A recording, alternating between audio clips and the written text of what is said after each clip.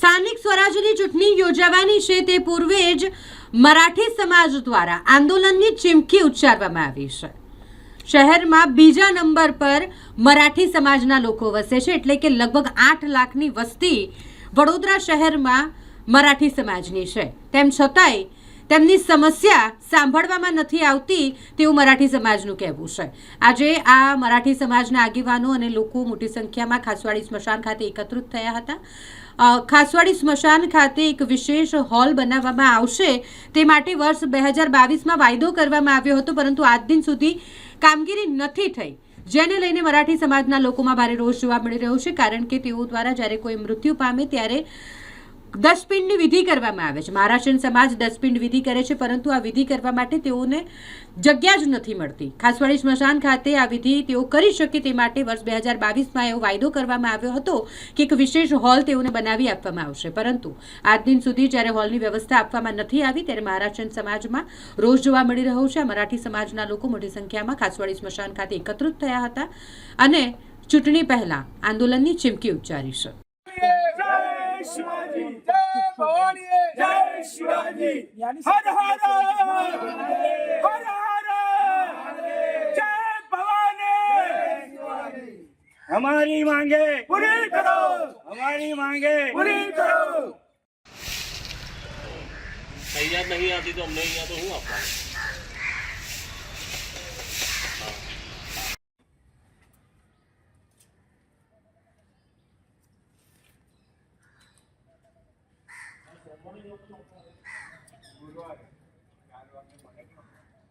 બાવીસમાં આવેદનપત્ર આપેલો છે, 26 થવા આવ્યું છે।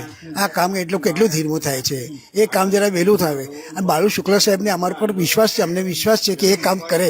એમને મરાઠી સમાજ માટે કશું કરી આપો, એમના માટે એમની પાસે સત્તા છે, તો મહેરબાની કરીને તમે જરા આ કામ અમને માટે કરી આપો, એ જરા એ છે બસ।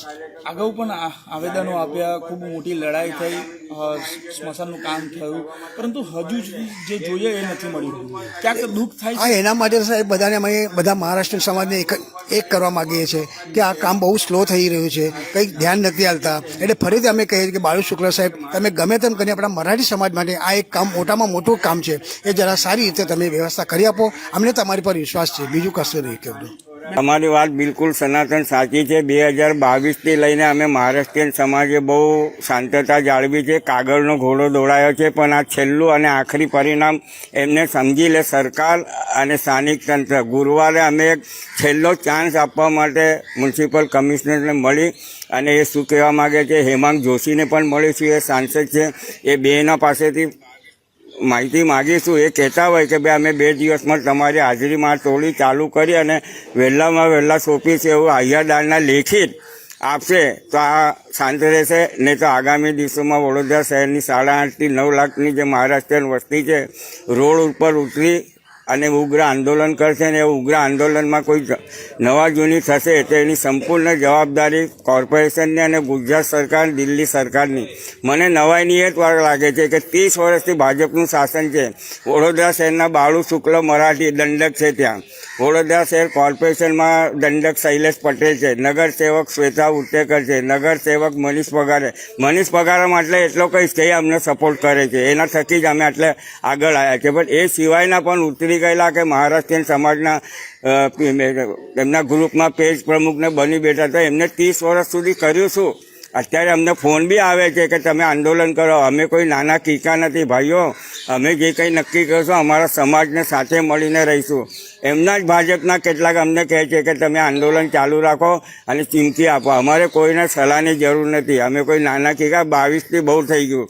હવે આ ગુરુવાર છેલ્લી વાત છે અને આંદોલન થશે ને થશે। જો નહીં બને તો આંદોલન રોડ ઉપર આવશે। આજે અમારી 10માની વિધિ અહીં થાય છે, અમે રોડ ઉપર કરાવીશું, રોડ જામ કરી દઈશું। જે ભાજપના પદાધિકારી છે મહારાષ્ટ્રીયન સમાજના હોય કે અન્ય, એમના ઘરે રામધૂમ ચલાવીશું, એમના ઘેરાવો કરીશું। હવે આર કે પાર છેલ્લી લડાઈ અમને કોર્પોરેશનમાંથી શું જવાબ મળે છે અથવા સરકાર શું એટીટ્યુડ છે અને સરકાર શું કરવા માગે છે એના ઉપર છે। હવે જે બી આપશે લેખિતમાં લેશે મહારાષ્ટ્રીયન સમાજ। અત્યાર સુધી થશે, કાલે થશે, એમાં 2 વર્ષ ને 6 મહિના થયા છે। એટલે હવે અમારી જે કંઈ છે સંપૂર્ણ રીતે તૈયારી કરી રાખી છે આંદોલનની।